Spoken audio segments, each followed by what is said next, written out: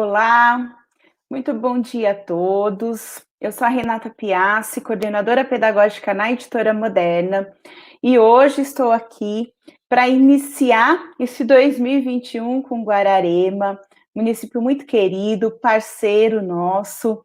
Eu quero primeiramente agradecer de poder estar nesse momento com vocês, iniciando mais um ano de parceria, de muito trabalho, um ano que será muito desafiador, mas também um ano que com certeza nos trará muitas aprendizagens. Então, um bom retorno a todos os professores, gestores, todos os coordenadores, toda a equipe de Guararema, e desejo que seja um ano de muita paz para todos nós. E hoje nós estamos aqui, então, para fazer esse momento inicial com vocês. Estamos com o Guilherme Davoli, que é psicólogo, psicoterapeuta, e que tem aí um trabalho, já fez um momento com vocês. Nós ouvimos muitas vezes um volta Guilherme, então desejamos aí fazer esse momento e trazer, juntamente com esse ano novo que se inicia, uma conversa com o Guilherme, para poder acolher, para poder refletir um pouquinho de tudo aquilo que a gente viveu e de tudo aquilo que a gente tem que se encorajar para viver e para começar. Então, Guilherme... Aê! Olá, bom dia. Bom dia, bom dia, Guilherme, seja muito bem-vindo. É um prazer iniciar o ano aí com você, com o município de Guararema, e desejamos que seja um bate-papo bem gostoso para que a gente possa iniciar aí o nosso ano. O palco é seu, Guilherme, fique à vontade. Obrigado, Renata. Um prazer poder estar com vocês na Moderna, trocando ideias com o Guararema. Eu estou aqui lembrando bem da conversa que a gente teve com os pais, mais próximo ali do final do ano, tá? Mas agora é hora da gente pensar um pouco sobre essa relação das pessoas no dia a dia, a necessidade de a gente poder estar caminhando junto nessa nova etapa, ainda com tantas incertezas, ainda com tantas indefinições. E hoje nós vamos pensar um pouco sobre a pessoa do professor, sobre a figura do professor, não apenas dentro da sala de aula, dentro do ambiente da escola, mas dentro da sua vida pessoal, dentro da sua casa, né? E aí a gente vai poder pensar todos esses aspectos, porque é fundamental que, diante de tantos problemas e de tantas incertezas que a gente tem vivido, que a gente tenha um pouco uma definição de um norte, né? Assim, para onde que eu quero ir, o que eu realmente estou acreditando e o que eu preciso me informar melhor para que a gente possa tocar a vida com uma determinada serenidade, uma determinada tranquilidade e dessa forma poder estar fazendo bem, em primeiro lugar, para cada um de nós, para as nossas equipes, para os nossos estudantes, para as nossas famílias. Quer dizer, a gente precisa estar se reorganizando. Não se esqueçam, professores, o professor é aquele que professa, o que fala, o que põe para fora, o que transmite ideias. E por isso, não que o professor seja um sábio, não que o professor tenha a resposta para todas as perguntas, mas é extremamente importante que ele esteja bem informado e ele esteja bem seguro dessas informações recebidas, para que ele possa gerenciar uma certa tranquilidade, uma certa serenidade para as pessoas que estão do outro lado, quer sejam os alunos, os familiares, os colegas e até as pessoas ali à nossa volta, à nossa comunidade. Eu trouxe uma imagem que eu acho que é bem representativa desse momento de fragilidade. Eu queria pedir para o Marcelo, que nos assessora, para pôr na tela, e essa imagem que fala sobre a necessidade de a gente estar reabilitando a fragilidade humana. E eu gostaria que a gente pensasse inicialmente, então, sobre a palavra fragilidade, que não tem absolutamente nada a ver com fraqueza. Quando eu falo que alguém é forte, alguém é fraco, alguém consegue, alguém não consegue, né?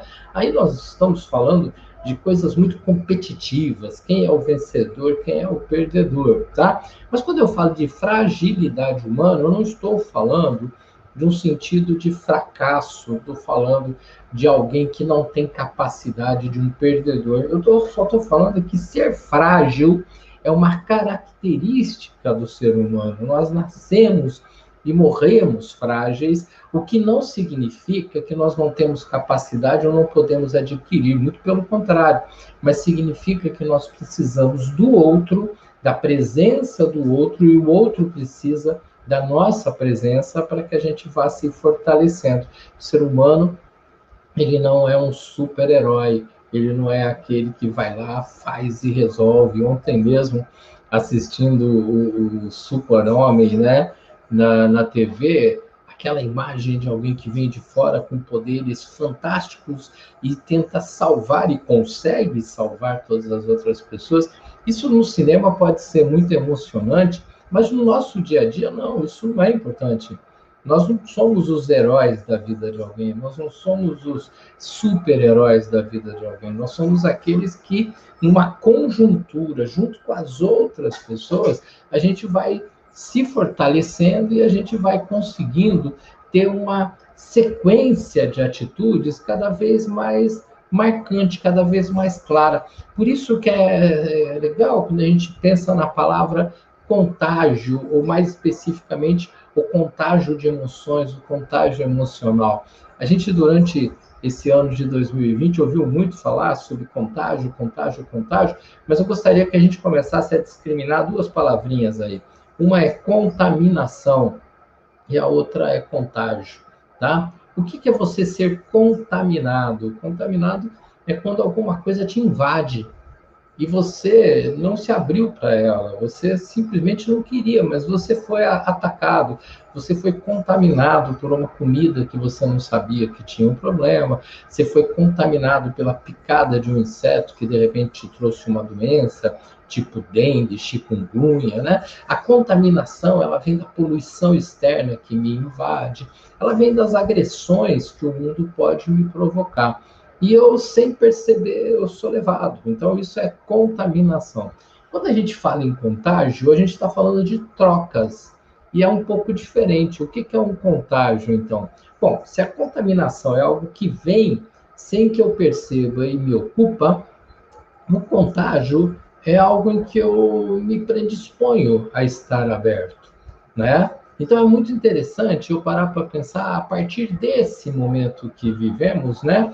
Do que eu posso e quero ser e por quem eu quero ser contagiado e que tipo de emoção essas trocas vão poder efetuar na minha vida e o que eu tenho que eu posso transmitir para outras pessoas e atingir outras pessoas e a partir daí a gente poder crescer junto, a partir daí a gente poder se fortalecer, lembra? Somos frágeis, né? Se fortalecer para estarmos mais aptos a fazer uma interferência positiva diante das diferentes pessoas que vamos encontrar no nosso mundo, vamos encontrar no nosso dia a dia, tá? Vamos pensar em um grupo, vamos pensar em equipe, vamos pensar em como que se trabalham as relações no dia a dia. Eu tenho um texto e uma imagem aqui que eu acho que pode nos ajudar a pensar um pouquinho mais a respeito disso, e ele fala sobre você construir um barco, você construir um projeto, você construir alguma coisa que vai fazer grande diferença na tua vida. Mas eu quero que você observe bem a imagem que o Marcelo está colocando e o texto. Ele fala assim: para fazer um barco, leve as pessoas a desejarem o mar, tá? Eu acho muito bacana quando a gente olha esse texto e ele fala: se você quer que um grupo de pessoas, um grupo de professores, um grupo de profissionais se engajem num determinado objetivo, não é simplesmente a gente falar: olha, agora vai ser assim, vamos fazer assado, nós vamos conseguir desse jeito, olha, você faz isso, aquele faz aquilo, o outro faz aquela outra coisa. Não, é necessário que as pessoas tenham um desejo. E nesse momento eu falo para todos vocês, muito especialmente ao pessoal de gestão, né? Diretores, coordenadores, sobre o fato de que é importante que a escola, o município, a estrutura da educação da cidade de Guararema esteja imaginando qual é o caminho que nós queremos seguir. Lógico que podemos ter ainda muitas incertezas na hora que as coisas começarem, e óbvio que a gente tem algumas recomendações que, do ponto de vista técnico, elas já estão definidas. Aquela coisa, olha, tente manter o distanciamento, use máscara o tempo todo, se higienize da melhor maneira possível, cuidado com a questão da água, da comida na hora do intervalo, os lanches, tá? Essa é a parte que eu chamaria de parte física do processo, né? A gente tem que olhar para tudo isso, para que tudo isso, sendo respeitado, a gente minimize ao máximo os riscos que todos podem correr. Mas não é apenas essa a grande novidade. A grande novidade é qual é o projeto de escola que temos para 2021. Vamos só relembrar um pouquinho que o projeto de escola que tínhamos para 2020, mudando pequenos detalhes de um local para o outro, mas basicamente era a implementação da BNCC. Era o momento em que a gente chegaria na escola propiciando a aula mais ativa, com o aluno participando, debatendo, trabalhando em grupos, com o aluno trazendo questionamentos. Eram os professores envolvidos com a ideia de que o socioemocional ele não era um fator isolado dos outros fatores da aprendizagem, mas enquanto mais emocionalmente as pessoas estivessem bem, cuidando dos seus processos empáticos, da aceitação do outro, da não discriminação, isso favorece claramente a formação da pessoa e do próprio conjunto de conhecimentos. Alguém que está ciente da sua importância. Então, é legal a gente pensar, bom, será que a nossa equipe, o nosso grupo, ele está desejando trilhar o mesmo caminho? Nós temos um projeto, uma projeção de que caminho é esse que nós queremos, ou nós temos um conjunto de ideias que fala, nós vamos fazer assim, então tal pessoa faz assim, a outra assada, a outra de outro jeito, olha, naquela escola que existe algumas dificuldades, faremos assim, assim, assim, e eu emano uma série de orientações, sem muitas vezes parar para engajar as pessoas, e engajar pessoas é nada mais, nada menos do que você contagiar as pessoas com as suas ideias. Volta para dentro da sua casa um pouquinho, cada um de vocês agora, e vamos imaginar, a nossa família está engajada dentro de um projeto que a gente realmente acredita, que a gente respeita. Nós temos um conceito aqui entre pai, mãe, filhos, avós, tios, pessoas próximas, né? Em que a gente acredita num determinado conjunto de ideias e tenta segui-los e dar esses conceitos de exemplo para aqueles que estão à nossa volta, especialmente para os mais jovens, e aí sai de casa, vai lá para a escola, né? Dentro da escola, o que a gente vai fazer? Como que as pessoas vão se cumprimentar? Como que as pessoas vão poder trabalhar, se não em grandes grupos, mas em pequenas parcerias, mesmo que se mantenha uma determinada distância física? De que maneira nós podemos fazer com que as pessoas sejam empáticas, né? Quando parece que ser empático é você ser muito íntimo, muito próximo, muito dentro um do outro, né? E não, ser empático é você prestar atenção na fala do outro e tentar se imaginar dentro daquele contexto do outro. Professores, a gente sempre, quando pensa no início das aulas, a gente sempre pensa nos cuidados que a gente tem que ter e estar sempre muito voltado para o aluno. Então, o professor ele tem que ter um foco no aluno. Mas eu vou te falar que esse ano muda um pouquinho o processo, e acho que muda por muito tempo ainda, porque além de eu ter que ter foco no aluno, ou no plural, nos alunos, eu estou focado em dar a melhor aula possível, a melhor orientação para aquela turma, para aquela sala, tá? Eu preciso saber, nesse momento, qual é o foco do meu aluno, independente de eu estar falando dos menores ou daqueles um pouco maiores. Qual é o foco do aluno? O que andou acontecendo na cabeça, na família, nas experiências dos nossos alunos? De que maneira eles estão voltando para a escola? Uma coisa eu lhes garanto, não é simplesmente dando continuidade àquilo que eles viviam em 2019 e viveram de uma forma distanciada em 2020. Não, não é uma mera continuidade. Por onde essas cabeças andaram e continuarão andando ainda, né? O que realmente atrai aquele meu aluno? O que realmente atrai cada um deles? E de que forma isso vai buscando caminhos. De que maneira que esse processo vai se restabelecendo? Eu acho que esse é o ponto principal para a gente poder entender a nossa classe. Então, professor, presta atenção nisso.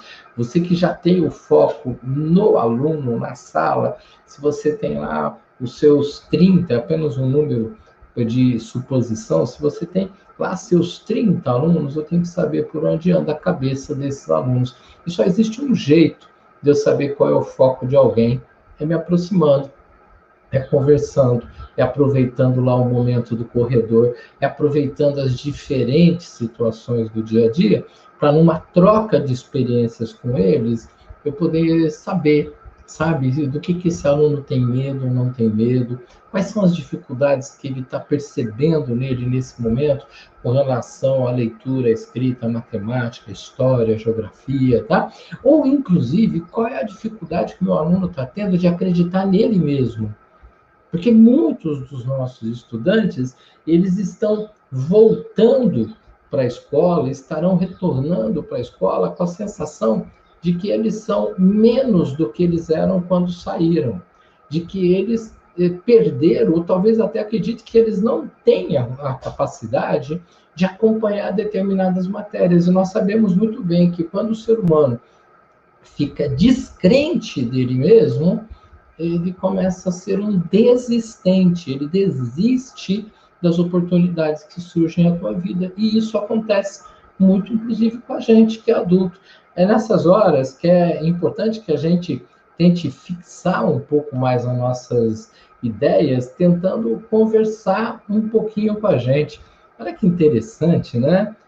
Quando a gente pega uma imagem tão simples como essa, que o Marcelo vai nos colocar, e ela fala: eu preciso conversar comigo, eu preciso me perdoar, né? Esquece os alunos agora, eu estou falando entre nós adultos, né? Às vezes a gente fala assim: ah, mas eu não consegui isso, eu não consegui aquilo, ah, e se não der certo tal coisa, e se eu tentar e não for possível, a gente fica arrastando culpas de um monte de coisas que pode ter dado errado durante esse período do isolamento, e a gente tenta encontrar dentro da gente o que a gente devia fazer de diferente.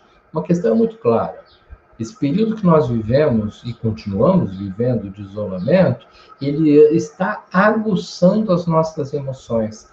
E a partir daí, algumas pessoas agressivas estão mais agressivas. A partir daí, algumas pessoas que choram com facilidade estão chorando mais. A partir daí, pessoas que tendem a uma depressão, a um isolamento, se isolaram mais. Quer dizer, os sentimentos, eles multiplicaram de intensidade e acabam nos machucando muito. E o primeiro passo que eu tenho que ter comigo, para a partir daí eu ter condições de dizer isso a meus filhos e a meus alunos, é: eu preciso me perdoar. Eu preciso me perdoar de um erro que eu cometi. Eu preciso me perdoar de uma frase que eu falei e depois eu olhei e falei: pô, não devia ter dito aquilo. Eu preciso me perdoar dos meus exageros e não simplesmente falar: ah, eu não tenho jeito, ah, eu não sei o que fazer. Não. Primeiro me perdoa. Primeiro eu me perdoo para depois eu ter condição, inclusive, de, compreendendo que eu posso errar, ter a aceitação de que o outro pode errar, de que o meu colega, esse que a gente está voltando a reencontrar dentro dos prédios das escolas, ele também tem a margem de erro dele, ele também está vivendo uma, vamos chamar de hipersensibilidade, que faz com que muitas vezes ele fale coisas sem pensar de forma adequada. Ele fale coisas de uma maneira muito descontrolada e a partir daí a gente se ofende sem querer. E com certeza muitos pais ofenderam professores e muitos alunos, até influenciados pelo desânimo, apatia de seus pais, eles acabaram se machucando durante todo esse processo. E essas dores todas que estavam, de alguma forma, um pouco mais isoladas nos seus espaços, nas suas casas, essas dores, elas vão chegar na escola. E é nessa hora que eu preciso, depois de ter me perdoado e aceitar as diferenças, trocar ideias. A Rosane está falando, o foco principal neste recomeço é o acolhimento dos alunos. Rosane, é exatamente isso. Eu tenho que estar preocupado em acolher, né? E acolher não é simplesmente eu ser legal com todo mundo, mas eu acolher as pessoas da forma como elas estiverem, tá? Mas eu te diria que, além de acolher os alunos, nós precisamos, enquanto equipe de trabalho, nos acolher, tá? A gente precisa ter uma troca de experiência um pouco mais clara sobre questões básicas, né? Como é que você está, como é que você passou, no que você está bem, no que você está inseguro, porque nós temos muito isso, gente, nós estamos trabalhando com muitas histórias, muitas histórias.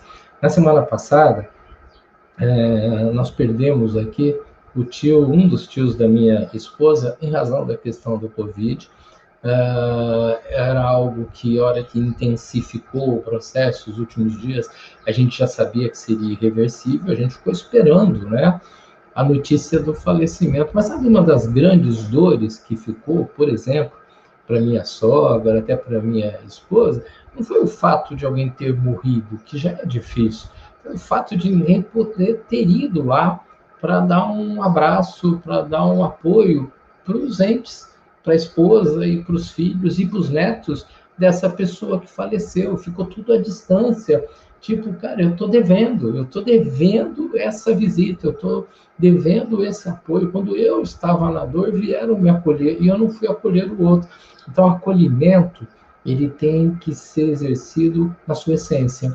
Só que a gente sempre parte dessa ideia que acolher é abraçar, acolher é pôr no colo, acolher é estar muito junto. E eu tenho que aprender que acolher é uma transmissão de afeto entre pessoas que não obrigatoriamente necessita das mãos, que não obrigatoriamente necessita do beijo, né? Você fala, mas como não? Sim, o acolhimento, ele está na forma como eu me dedico ao outro, na forma como eu aceito o outro. E nesse momento, as palavras, e especialmente os olhos, eles transmitem isso de uma maneira muito clara. Você fala, mas eu não sei se é assim, né? Eu sou essencialmente brasileiro e brasileira, ou alguns vão falar, mas eu sou descendente de português, de italiano, a gente gosta de pegar, de abraçar, de estar junto. Sim, mas na medida em que isso pode apresentar algum tipo de risco para as pessoas, pensa, eu não estou me defendendo simplesmente, eu estou protegendo outras pessoas, é fundamental, sim, que eu aprenda que o carinho vai estar no tom da voz e na troca de olhar. E a partir daí a gente vai se fortalecendo, né? Eu vi uma definição muito interessante durante esse período de alguém que falava, sabe, essa coisa de cuidar do outro, que a gente fala, você tem que ficar um pouco mais distante para poder fazer o melhor pelo outro. É estranho, mas quando eu paro para pensar que eu sou proibido de beber e dirigir carro, e eu aceito, por mais que eu fale, mas o que tem? Eu bebo um pouco e dirijo, é porque na verdade não é para me proteger simplesmente, é porque se eu beber e dirigir carro, eu posso tirar a vida de alguém, eu posso causar um acidente, eu posso causar um punhado de coisa pela minha imprudência. Então, eu preciso me resguardar, o que não quer dizer que eu vou ter um distanciamento afetivo, eu posso ter um distanciamento que é físico. Vamos cuidar da gente para poder cuidar do outro. Uma imagem que eu usei algumas vezes no final desse ano e faço questão de trazer para vocês, é a imagem da aeromoça, né, do comissário de bordo, que tem uma postura muito, muito interessante, né, a hora em que a gente vai partir para uma decolagem, né, a gente que está sempre viajando para vários lugares do país para poder trabalhar, já ando até saudoso um pouco disso, a gente recebe, a hora que o avião liga os motores, um conjunto de orientações da aeromoça, que é bem marcante. Ela vai explicando onde estão as portas, em caso de turbulência, como é que você acerta o seu cinto, aprende a abrir, onde estão as luzes, né? Depois que ela dá todas essas orientações, ela vai para a parte final desse processo de orientação, e ela usa essa seguinte frase, acompanha comigo, especialmente o finalzinho. Ela diz assim: atenção, senhores passageiros. Em caso de despressurização, máscaras de oxigênio cairão automaticamente. Puxem uma das máscaras para liberar o fluxo de oxigênio. Coloquem-na sobre o nariz e a boca. Ajustem o elástico em volta da cabeça e respirem normalmente. E aí vem a parte final da fala dessa comissária de bordo, que eu acho que tem tudo a ver com o nosso trabalho no retorno aos ambientes escolares, tá? Passageiros viajando com crianças ou alguém que necessite de ajuda, lembramos que deverão colocar suas máscaras primeiro, para em seguida auxiliá-los. Ela está falando assim, olha, você quer cuidar da criança, do idoso, do doente, da pessoa que está com dificuldades ao teu lado, diante do perigo, primeiro você se protege para você, estando bem, poder ajudar o outro que está ao teu lado. Porque se você não se proteger, na hora de ajudar o outro, você pode estar provocando problemas. Essa pessoa vai balançar a cabeça, você não vai conseguir colocar a máscara, e aí morre ela e morre você. Porque você também já fica muito sensível àquele processo, lembra? Nós somos absolutamente sensíveis, nós somos absolutamente frágeis, nós somos absolutamente humanos, e como humanos nós precisamos permitir ser contagiados por determinados tipos de informação e estarmos aptos, e como professores ao cubo, aptos a contagiar as pessoas de uma maneira que esse processo caminhe bem, caminhe forte, caminhe de maneira agradável, para que todos possam estar muito bem. O retorno às aulas presenciais, híbridas, mesmo que em determinada situação ainda online, esse retorno ele é diferente de quando nós partimos da escola regular, lá em março de 2020, para a educação dentro das casas. Naquele momento, a gente não sabia o que era aquilo, naquele momento, a gente não estava preparado. Naquele momento, nós entramos num processo muito complicado, mas era um processo em que a gente sempre achava que daqui 2, 3 semanas a gente voltava, e isso gerava um problema. Agora não, agora nós estamos falando de algo que nós já conhecemos. Rosane fala, nós professores vamos intensificar o acolhimento entre nós, absolutamente, aliás, isso já está ocorrendo desde o nosso retorno. Excelente, Rosane, porque esse acolhimento, o entre nós, eu poderia dizer que é uma espécie de ressurreição da essência humana, porque o ser humano, ele sempre foi aquele que acolhe o outro, inclusive aquele que acolhe o diferente, porque é no convívio com o diferente, é no convívio com o outro, que a gente acaba conseguindo aprender coisas e ensinar coisas. Então, o acolhimento, ele nos tira da fragilidade para um processo de fortaleza, mas uma fortaleza dependente, uma fortaleza em que eu sou forte, porque o outro também existe ao meu lado. E aí essa troca constante é que vai nos favorecendo. E observa que interessante, nós somos pessoas que somos privilegiadas. Nesse exato momento, nós somos privilegiados, inclusive porque temos um emprego. Nós somos privilegiados porque, diante de uma situação não apenas brasileira, mundial, de grandes dificuldades, a gente está conseguindo administrar nossas vidas. Acredito que todo mundo que está fazendo parte dessa conversa deve conhecer ao menos uma pessoa passando por dificuldades gigantescas. Eu quero mostrar um vídeo para vocês que eu acho que é bem interessante. É um vídeo que foi produzido pelo Fantástico, da Rede Globo, num determinado momento ali, se não me engano, no mês de novembro, falando sobre meritocracia, né? Mas eu achei impactante a forma como foi feito pela Sônia Bride, a repórter Sônia Bride, e em um minutinho, aliás, acho que um pouquinho menos de um minuto, através de algumas escadas, ela tenta mostrar quem nós somos, o que é a vida mais fácil ou mais difícil para alguém, o que é meritocracia. Quando a gente fala assim, fulano se esforçou, ele merece. Mas como é que isso funciona de verdade? Eu gostaria que vocês acompanhassem isso para a gente poder conversar, tá? A Débora falando de fortalecer nossa rede de apoio. Isso é fundamental, cada vez mais fundamental ainda, né? Vamos lá. Quero pedir para o Marcelo colocar a tela cheia esse videozinho, que aí eu vou disparar o som. Gente, preste atenção nesse comentário, ele é muito rapidinho. Ó.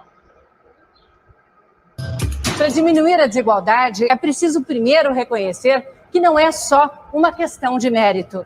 Se todo mundo quer subir na vida, nem todos têm acesso à mesma escada. Algumas pessoas conseguem, sim, ir avançando devagar, só com esforço próprio. Já umas poucas pessoas têm tudo a seu favor. Com boas escolas e uma rede de relacionamentos que ajuda a arrumar empregos, basta um pequeno esforço para chegar lá. Já para a imensa maioria dos brasileiros, essa é uma luta inglória. Não importa o esforço que eles façam, não conseguem sair do lugar.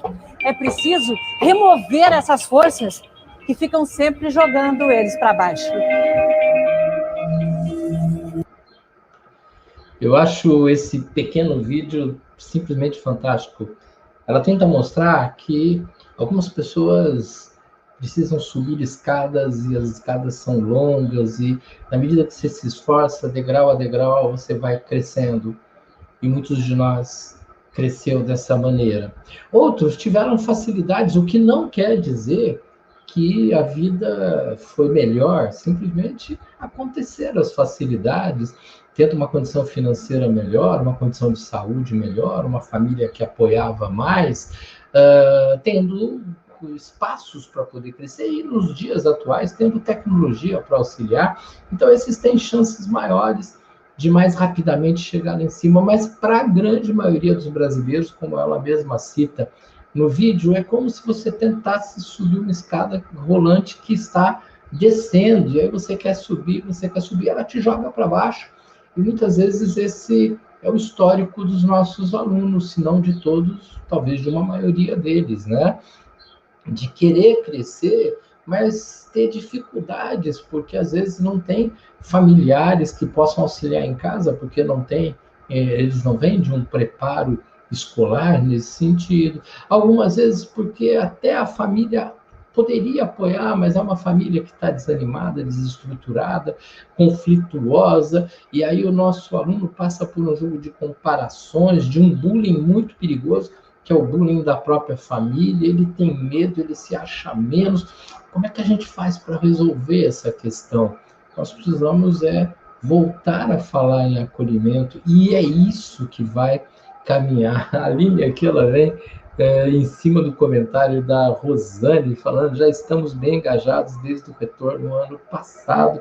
Esse ano devíamos seguir assim, unidos, trocando, aprendendo juntos. É isso, né? A gente precisa estar aprendendo e precisamos também, Aline, aprender quem nós somos para saber escolher as melhores palavras para conseguir a comunicação com o outro que está na nossa frente.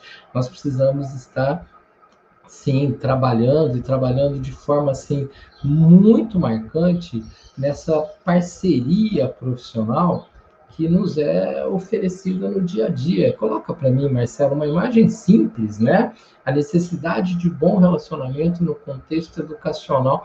Por que é importante que os professores se comuniquem, que os professores troquem experiências? Por que é importante que haja uma troca entre os professores? Porque nós, professores, por mais que algumas vezes você duvide, nós somos percebidos pelos nossos alunos, nós somos percebidos por todo o ambiente da escola, inclusive muito percebidos pela própria estrutura das famílias desses alunos. E a hora que nós somos percebidos como aqueles que se ajudam, que colaboram, que andam juntos, que traçam projetos, traçam metas, esse ambiente começa a funcionar como um eco da postura dos professores. Então, às vezes a gente entra muito no discurso de falar, tem aluno que não está nem aí com a gente se esforça, às vezes eles não reparam, olha, eles reparam sim. Aliás, meus caros, crianças e adolescentes, eles reparam muito nos adultos, reparam demais nos adultos. A diferença é que às vezes eles reparam e eles não têm a oportunidade, e isso acontece muito dentro das casas, de ter exemplos felizes, né? Porque quando a gente fala aquela história antiga, né, do filho de peixe, peixinho e que é uma inverdade, né? E de que a gente falava, mas as crianças imitam o adulto, as crianças querem lavar copo e prato, as crianças querem lá ajudar a lavar o carro, as crianças querem mexer nas coisas e fazer como os adultos. As crianças que percebem que os adultos são felizes lavando copo, lavando carro e dando uma ajeitada na gaveta, essas crianças querem copiar isso. Crianças que observam familiares, que reclamam da vida durante as suas atividades, elas não querem fazer essas atividades. Crianças que percebem professores que estão com gás, trabalhando, e mesmo no corredor da escola, trocando experiências bastante positivas com os professores, elas querem olhar para esses professores, elas querem inclusive parecer com os professores. Mas o que tem acontecido, especialmente de 20 anos para cá, é que nós adultos, e agora eu não estou falando de professores, estou falando de nós, pessoas, nós começamos a reclamar demais da vida, a gente começou a reclamar demais das dificuldades, e esse conjunto de reclamações que a gente passou a fazer fez com que muitas vezes crianças e adolescentes nos olhassem, mas não necessariamente quisessem copiar aqueles modelos, elas não querem necessariamente se envolver com aqueles modelos. A gente precisa aprender a festejar as nossas relações, porque quando a gente festeja as nossas relações, a gente acaba tendo condições muito reais de que essa relação extremamente positiva entre adultos, ela vai entrar e vai conseguir atingir de forma clara, de forma serena, a relação que a gente tem enquanto educador com os próprios alunos. Olha essa outra imagem que complementa a primeira, né? É o professor não simplesmente ensinando, mas o professor se dando como exemplo, o professor se dando como exemplo porque ele faz, mas também se dando como exemplo porque ele mostra a felicidade dele para poder fazer todo esse processo. A Florência falou aqui de tecnologia, ela fala que tecnologia é somente uma ferramenta no que se refere a motivar as crianças e conseguir que trabalhem juntas. Um professor é o recurso mais importante, exatamente isso, o que Norman colocam para a gente. A tecnologia é uma ferramenta, e olha, é muito legal a gente pensar, quando a gente usa a palavra tecnologia, né? A gente hoje sempre pensa em computadores, em celulares, em internet, né? Mas vamos lembrar que o lápis é uma tecnologia, a caneta é uma tecnologia, a lousa, quando surgiu, passou a ser uma nova tecnologia, o livro é uma tecnologia. Então, assim, o que é tecnologia? Toda vez que o ser humano cria algo novo para melhorar a sua qualidade de vida, melhorar a sua qualidade de vida, melhorar a sua aprendizagem, melhorar as suas possibilidades, nós estamos falando da nova tecnologia. E a nova tecnologia, ela deve melhorar a qualidade das pessoas, mas sem dispensar as pessoas, né? Eu me lembro muito bem quando surgiu o forno de micro-ondas, e naquela época custava caríssimo, né? E as pessoas falavam muito que o forno de micro-ondas seria uma grande revolução, porque você podia fazer tudo no micro-ondas sem fazer tanta sujeira, sem demorar tanto, e aí tinha gente que queria fazer tudo lá dentro, né? Assar, cozinhar, até a gente descobrir que o forno de micro-ondas, ele é uma tecnologia bastante legal, serve para muita coisa. Mas que isso não quer dizer que desapareceu o fogão, e isso não quer dizer que desapareceu a qualidade do fogão que funciona com lenha. Por quê? Porque aqui você faz um tipo de comida que funciona de um jeito, aqui você tem outro, ali você tem outro. Então, as tecnologias, elas estão aí, mas a grande questão é a troca humana. E lembra, a troca humana do contágio, aquela em que, porque eu faço a coisa com felicidade, com uma expressão de bem-estar não teatral, eu não estou encenando que eu estou feliz, não, eu descobri que eu sou feliz fazendo aquilo, as pessoas que me olham, elas se sentem confortáveis com a minha presença e elas vão aceitando ser contagiadas por esse tipo de expressão. Elas vão aceitando ser contagiadas, então aí as coisas começam a caminhar de uma forma mais serena, de uma forma mais equilibrada, e a gente vai atingindo objetivos maiores, tá? Volta um pouquinho para a gente pensar naquele vídeo que eu passei agora há pouco, em que falava sobre você ter méritos na vida, né? Quem tem méritos na vida? Ué, toda pessoa que não desiste e continua, tá? Mas quem tem o maior mérito na vida? Aquele que enfrentou maiores dificuldades. Ah, mas ele vai ter que enfrentar sozinho para mostrar que ele tem mérito? Não, porque o ser humano não é um ser solitário. Ele não tem que fazer as coisas absolutamente sozinho. para isso existe a escola, para a gente estar junto, para caminhar junto, né? Howard Gardner, mentor das múltiplas inteligências, né? Ele tem uma frase que eu gosto muito e que ele falou sobre isso logo depois que ele lança o primeiro livro sobre múltiplas inteligências, né? Ele fala assim: a função da escola é levar o conhecimento para que o estudante, depois de alimentar-se desse conhecimento, venha a desejar ardentemente transformar o mundo em que ele está. Olha que interessante. A função da escola é levar o conhecimento, mas o aluno precisa se alimentar do conhecimento. Quer dizer, não adianta eu dar o conhecimento e está todo mundo desligado, cada um com a sua cabeça, sei lá onde. Não. Então, antes de eu transmitir o conhecimento, eu preciso que eles estejam interessados no conhecimento. Eu preciso que aquele movimento gere neles o desejo de aprender. Eles querem aprender por quê? Para ser alguém na vida. Não, eles querem aprender porque quando ele aprende, ele é capaz de melhorar, com um desejo ardente o mundo em que ele está. Então, quando eu quero aprender para melhorar o mundo, a partir daí a minha fome cresce e eu me envolvo. Quem é que propicia essa fome? Quem é que propicia esse desejo pelo conhecimento? Claramente, a figura do professor, que contagia, não apenas porque a aula é bem dada, mas porque ele deixa claro que ele tem prazer em estar dando aquela aula da melhor maneira possível. Que Deus nos capacite para que nesse retorno possamos acolher nossas crianças e proporcionar segurança e confiança a todos. Áurea, é bem por aí. Agora, entenda a hora. Deus nos capacita e muitas vezes o que acaba acontecendo na nossa relação de fé é que a gente esquece de dar o nosso passo na história, né? Há uma passagem bíblica, existem várias nesse sentido, que é muito interessante, em que Jesus chega e Lázaro acabou de falecer. Jesus está vindo pelo deserto e ele sabe do falecimento de Lázaro, um grande amigo dele, irmão de Marta e Maria. E Marta e Maria vão ao encontro de Jesus e dizem que ele faleceu e pede que Jesus faça alguma coisa. Para ser mais direto, eles pedem que Jesus ressuscite Lázaro, né? E Jesus vai ressuscitar Lázaro. Mas olha o processo como ocorre. Jesus pede que retirem a pedra, né? E aí os homens vão lá retirar a pedra do túmulo. Vamos lembrar que nós estamos falando de um período em que as pessoas não eram enterradas como hoje, né? Num buraco que você põe uma pedra em cima. Não. Eram cavernas e ali você punha o corpo e uma pedra muito pesada, muito grande, ela colocada na frente. Não era qualquer pessoa que ia lá, dava uma batidinha com o martelo e soltava aquela pedra.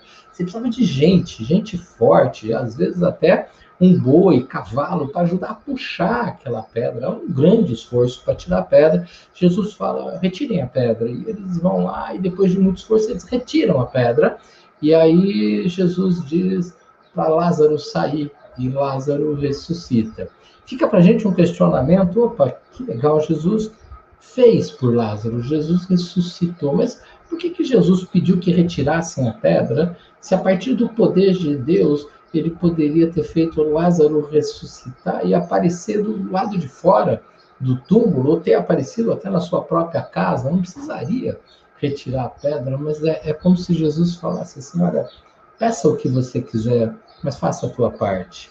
Não fique esperando que eu simplesmente te entregue tudo pronto, porque isso também é uma relação de parceria, né? Eu te dou a capacidade, mas você vá testando, vá experimentando, vá colocando em prática esse processo do contágio que deve acontecer.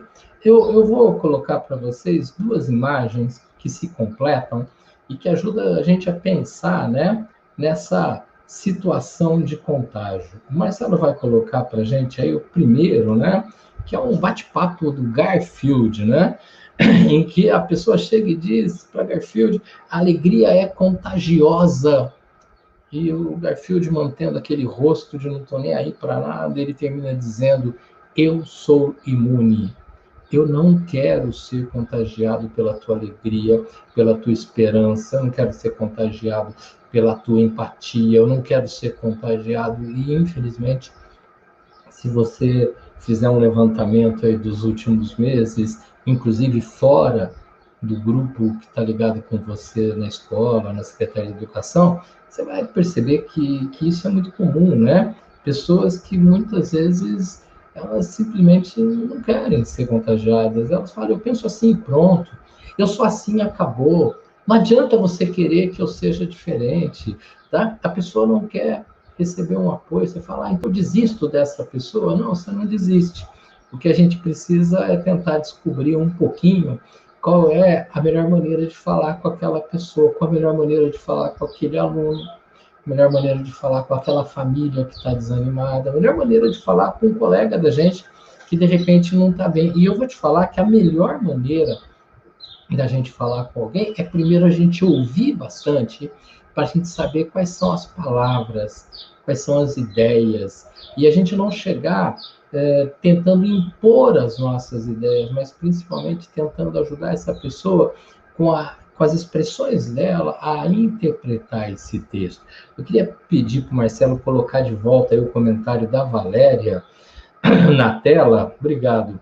Tá? Ela fala, a linguagem de Jesus é a linguagem do amor, é universal. Se utilizarmos essa linguagem, a comunicação certamente acontecerá da melhor forma.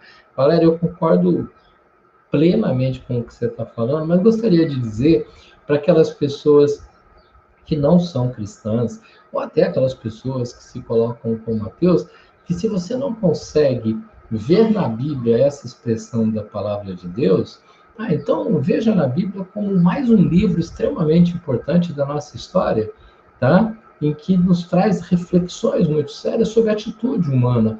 A gente, quando fala sobre ética, sobre moral, sobre empatia, a gente não está falando de expressões que são exclusivamente, aliás, de forma alguma, exclusivamente ligadas a essa ou aquela religião.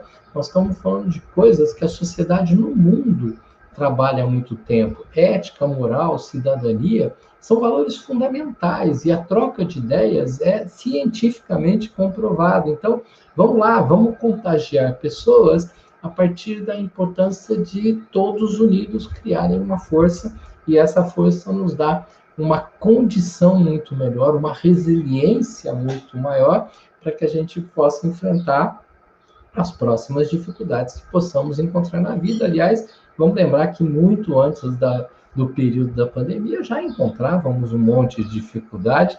A alegria contagia, sim. A única coisa, Ana Paula, é que ela contagia muito, mas infelizmente muita gente não gosta, né, de ser contagiada. Muita gente gosta de bater o pé atrás, tá?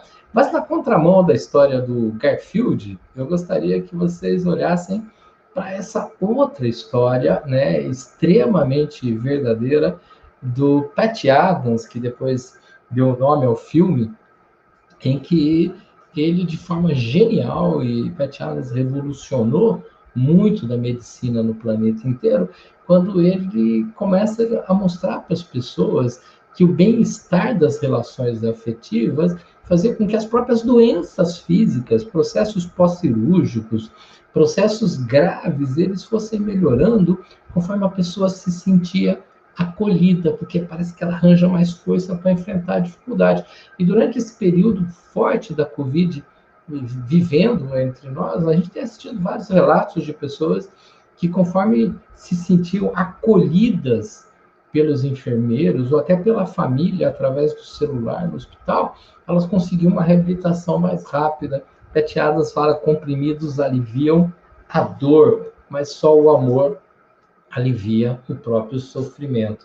E o que é amor aí? Amor é compartilhamento. Amor é uma troca de experiências que pode ser muito bem observado naquilo que a gente chama de redes de apoio, e que é algo que eu acredito que daqui para frente se torne cada vez mais comum. O que é uma rede de apoio? Como é que elas funcionam no dia a dia, tá? Um pouco antes da gente iniciar esse período do isolamento, lá em março do ano passado, né, uma universidade já havia me chamado para a gente poder criar um sistema de redes de apoio entre todos os seus quase 6.000 estudantes, porque vinha crescendo muito o volume de estudantes dos mais diferentes cursos, com quadros de depressão, tentativas de suicídio e, principalmente, suicídios verdadeiros, que se completaram, né?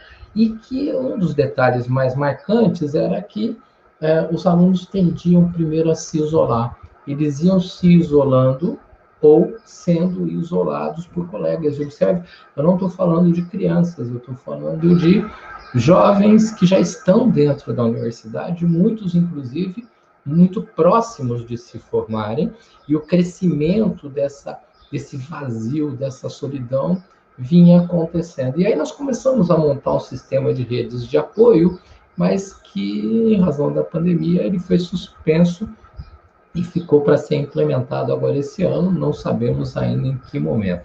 Marcelo, coloca essa imagem para mim, por favor, na tela. Eu quero que vocês observem 3 características. Tem um livro aí em cima chamado Sexo e Temperamento, da antropóloga Margaret Mead, falo já dele. E aí nós temos 2 cenas, né? 2 senhores sentados na praça, conversando, e eu me lembro muito bem quando eu ainda morava lá no Jimirim, era criança, adolescente, eu saía da escola para ir para casa, e quando eu passava perto de uma praça e via um monte de senhores conversando, eu sempre falava, nossa, mas quanta gente vagabunda que não está fazendo nada, que está na moleza aí, só batendo papo. Hoje eu compreendo o quanto aquilo era importante, porque aquelas pessoas ali sentadas na praça, eles estavam fazendo aquilo que é absolutamente humano, trocando ideias, trocando experiência, contando os seus problemas e ouvindo problemas, e dentro do possível se auxiliando. Quando você vai para a imagem logo abaixo e à tua direita, aí você encontra um grupo conversando, e isso é o que mais se busca dentro das mais diferentes profissões, das mais diferentes empresas, muito especialmente na educação, que é essa troca de colaboradores em que as pessoas colaboram pelo trabalho, mas pela estruturação das pessoas. Então a gente conversa, a gente dialoga, a gente não foge daquela raia, a gente se permite dar opinião e receber opinião, e quando você tem um grupo que troca ideias e experiências, ele cresce, se fortalece, ele faz muita diferença junto a todo mundo que está ali. Tá, por que o livro da Margaret Mead está lá em cima, né? Esse livro é de 1954 e é um trabalho fantástico em que Margaret Mead correu tribos indígenas pelo planeta inteiro e tribos muito diferentes, mas descobriu que em todas as tribos no planeta, eu não estou falando de uma região apenas de um país, e tribos afastadas das chamadas cidades, então tribos que conservavam suas raízes, elas tinham 11 características idênticas, o que mostra que são 11 características do ser humano, e no meio dessas 11 características, 2 chamam a atenção. O ser humano é coletivo, ele depende do outro, e o ser humano é criativo, ele é transformador do meio em que ele está. Quando o ser humano se afasta do outro, e quando o ser humano prefere receber o mundo pronto, no lugar de mexer no mundo, ele deixa de ser um humano, e aí ele vai se enfraquecendo. E nós vínhamos deixando de ser tão humanos, porque a gente andava se acomodando, cada um no seu mundo, cada um na sua toca, cada um na sua tela, e isso passava a ser um grande problema. É essa a troca que nós temos que fazer, é essa troca que é fundamental para que a gente possa caminhar para uma melhora. As aulas, agora em 2021, elas retornam, mas de que maneira? Eu não sei, né? Eu não sei de que maneira que elas vão retornar, porque por mais que a gente queira que volte tudo como era, talvez a gente não tenha essa resposta de uma forma tão imediata. Talvez a gente não consiga estar preparado para toda essa mudança, porque nós não sabemos ainda o que vem pela frente. A única coisa que nós sabemos é o nosso desejo, nós sabemos das nossas dores, mas nós temos que saber da nossa força quando nós nos permitimos contagiar emocionalmente. Então, primeiro, se perdoa, se cuida, abraça as pessoas à sua volta e, abraçando as pessoas à sua volta, a gente consegue atingir outros objetivos, outros planos e ir fortalecendo, porque os nossos alunos, as nossas crianças, os nossos adolescentes, eles querem muito nos ter como exemplo diante das mais diferentes situações do dia a dia. Isso é fundamental, é isso que mais temos para pensar em nossas vidas, tá bom? Bom, eu vou chamar a Renata, da Moderna, para entrar na tela, para a gente poder ir encerrando essa nossa conversa.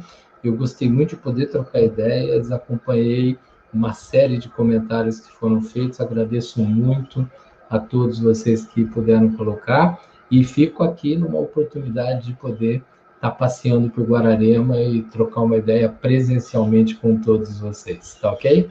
Renata? Muito bom, Guilherme, muito bom. É sempre muito bom te ouvir. Eu percebi aqui também muito atento aos comentários, mas como você já estava fazendo eles, eu deixei acontecer e eu acho que foi um momento de muita reflexão. Eu acho que foi um momento em que a gente parou para alinhar os pensamentos, né? Porque a gente vê muita coisa, muita gente falando, é muita informação, e vai voltar e não vai voltar, e é assim. E, de repente, a gente precisa entender que não é exatamente do jeito que a gente deseja somente, mas é do jeito que tem que ser e que é melhor para esse momento para todos. Então, assim, eu agradeço imensamente as suas contribuições, a sua fala.